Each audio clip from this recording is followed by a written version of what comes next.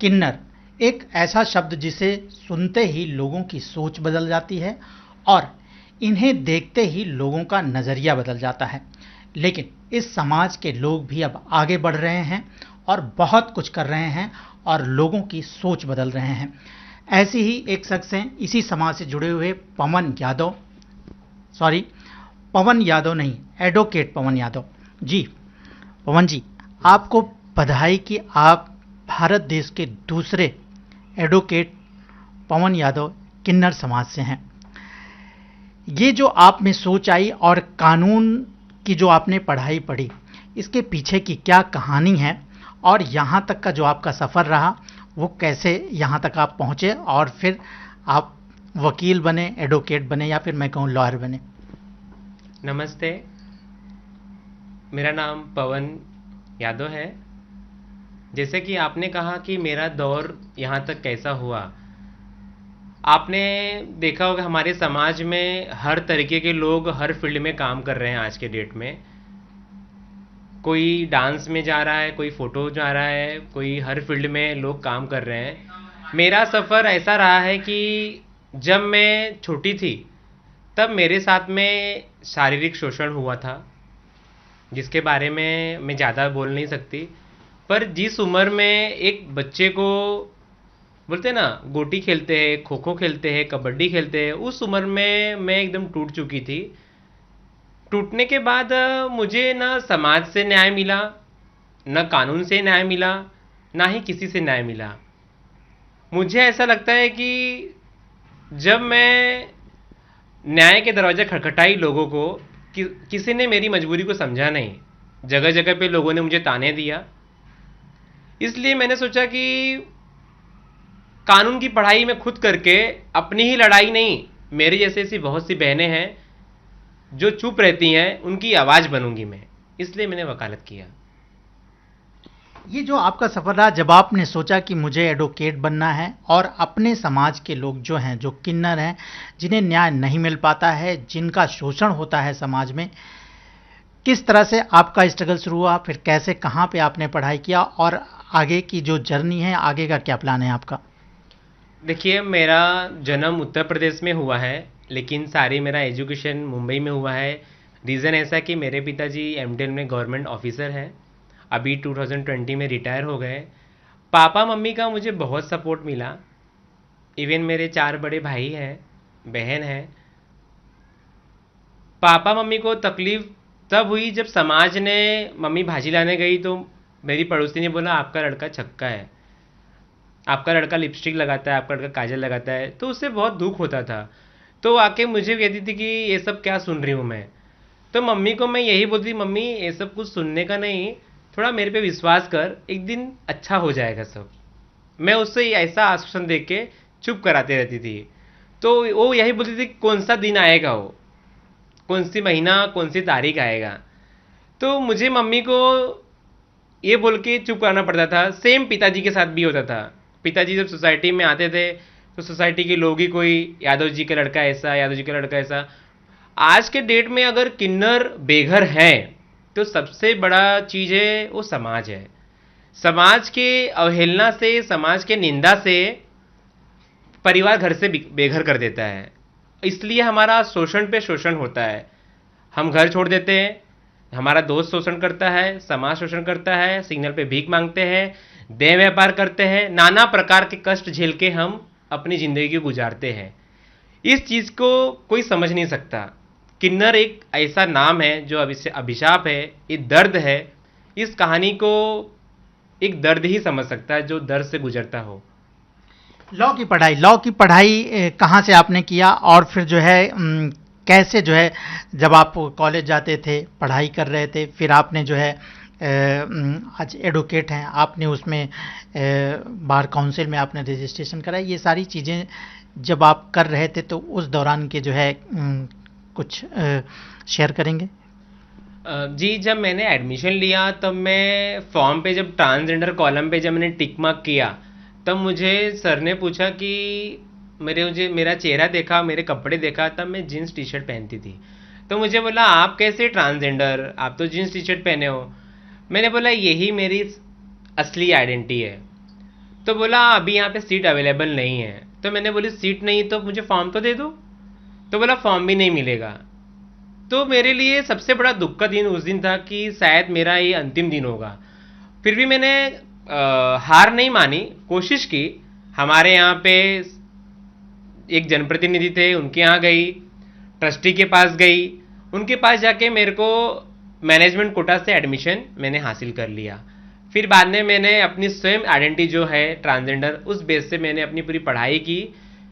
रही बात क्लास की, तो क्लास में किसी को मुझे मालूम ही नहीं करने दिया कि मैं अलग हूं आपसे। मैंने 3 साल लिपस्टिक हल्की लगाई, मैंने 3 साल काजल हल्के लगाए ताकि लोगों को मेरे बारे में मालूम न पड़े।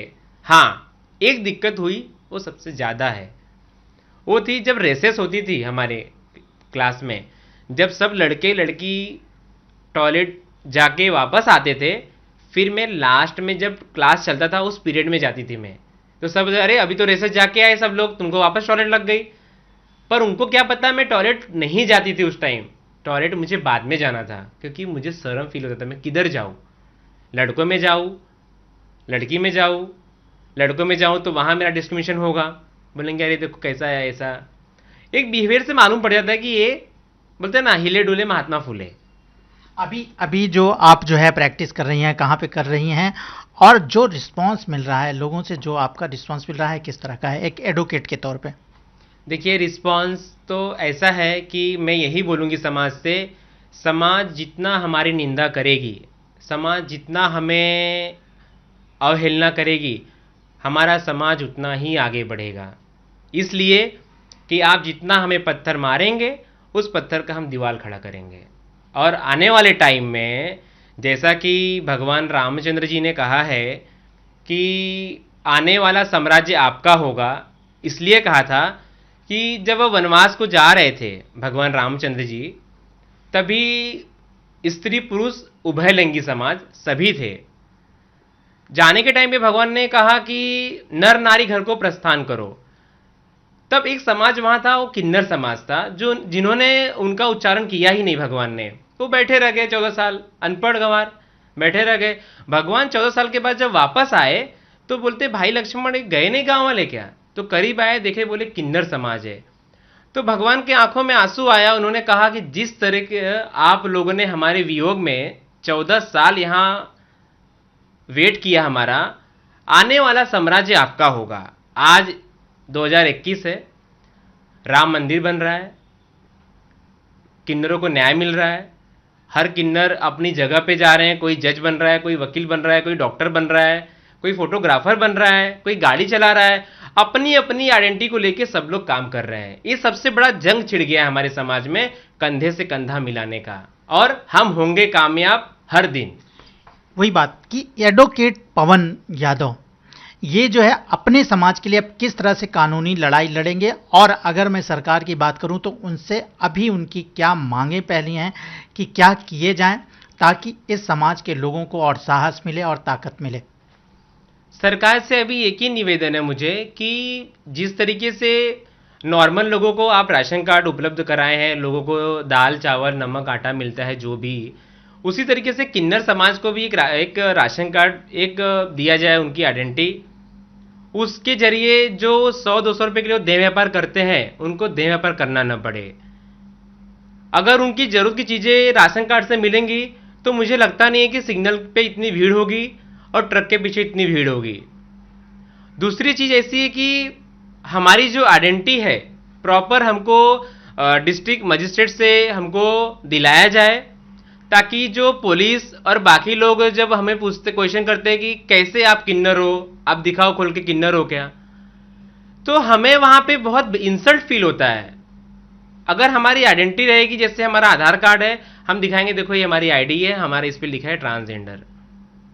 तो सरकार से यही 2 चीजें हैं। तीसरा ऐसा है कि अगर हम कहीं रेंट पे घर लेते हैं तो एज पर लॉ के हिसाब से सबको समानता का अधिकार है, पर हमें घर लेने के लिए सोसाइटी का सेक्रेटरी बोलता है छक्कों को यहां अलाउ नहीं है। अब क्या उसके लिए कानून कोई बना है क्या? रूम ऑनर बोलता है मैं तो रखना चाहता हूं पर सोसाइटी नहीं रखना चाहती। इस तरीके के हम लोग फेस करना पड़ता है तो सबसे जरिया है कि सरकार इस पे कुछ कानून बनाए, और जो आयोग है उसका, जो आयोग पे जो काम नहीं हो रहा है उस पे सरकार काम करने के लिए इम्प्लीमेंट करे।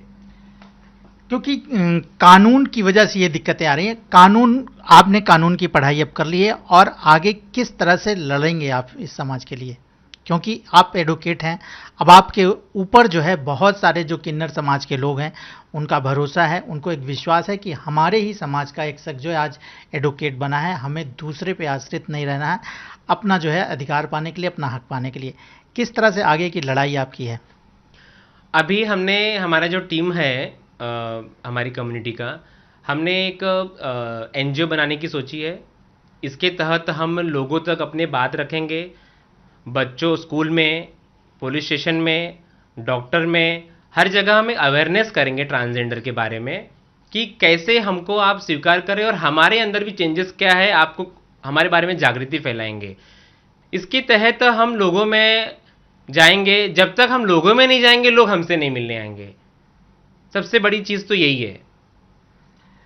आपकी टीम में और भी एडवोकेट अब आएंगे जो किन्नर समाज से जुड़े होंगे, क्या उनको आप लाएंगे? आएंगे। देखो अभी तो कैसा है, एक दूसरे को देख के हिम्मत आ रही है लोगों में। आज मैं यहाँ तक पहुंची हूँ तो शायद मैं भी किसी को देख के यहाँ तक पहुंची हूँ, तो मुझे भी कोई देख रहा होगा, सुन रहा होगा, उससे भी हिम्मत आएगी। तीसरा भी लॉयर आएगा, चौथे भी लॉयर आएंगे। एक दिन ऐसा आएगा कोर्ट में किन्नरों वकील की लाइन होगी। एक दिन कोर्ट में किन्नरों और समाज से जो लोग हैं ऐसे तमाम सारे एडवोकेट दिखेंगे। ये हौसला है पवन यादव जी का, जो कि एडवोकेट हैं, और उनका यही कहना है कि उन्होंने कानून की पढ़ी है। उनके समाज के लोगों का अब उन पर ज़्यादा विश्वास हो रहा है, उन पर बहुत भरोसा है। उन्हें उम्मीद है कि उनकी जो कानूनी लड़ाई है, जो उनके अधिकार हैं, वो मिलेंगे। और इस तरह के लोग जब आएंगे, बड़े बड़े जगहों पर पहुंचेंगे, वो एडवोकेट बनेंगे, डॉक्टर बनेंगे या कॉरपोरेट सेक्टर में जाएंगे, तो उन्हें बहुत ही उम्मीदें हैं अपने भविष्य की। जो समाज उन्हें आज हे दृष्टि से देखता है, वहाँ पर उनका एक स्थान होगा। और एडवोकेट पवन यादव एक मिसाल हैं, और ऐसे ही बहुत सारे लोग आएंगे इस समाज से जो आगे बहुत कुछ करना चाहते हैं। कैमरामैन जावेद के साथ राजेश त्रिपाठी, एबीपी न्यूज़, मुंबई।